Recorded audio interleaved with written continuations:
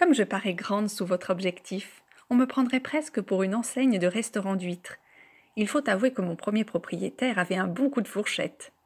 Nissim de Camondo était arrivé en 1870 à Paris avec son frère, Abraham Béor. On les nommait les Rothschild de l'Est. Ils venaient d'Istanbul pour développer leur banque familiale. Ces financiers italiens très fortunés, anoblis depuis peu au titre de comtes, s'établirent avec leurs familles respectives rue Monceau, dans de somptueux hôtels particuliers côte à côte. Pendant ce temps, je fus conçu et monté par Louis Rau, talentueux sculpteur et ciseleur de la maison Boucheron. Faite sur mesure, en or, émail, sertie d'une perle rare, on me date des années 1870-1880.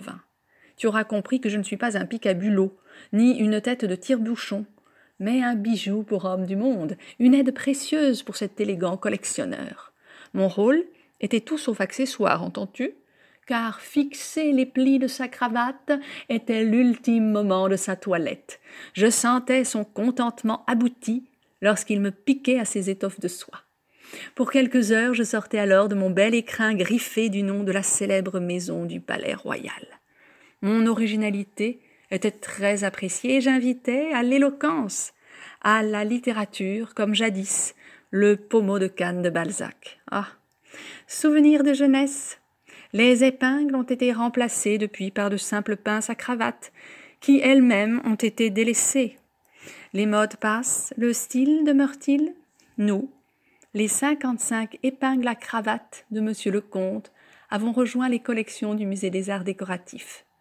Moïse de Camondo, fils de Nissim, nous a généreusement offert en souvenir de son père, en 1933. Il nous a sauvés. 3 ans plus tard, par testament, sa demeure rue Monceau s'ouvrait au public.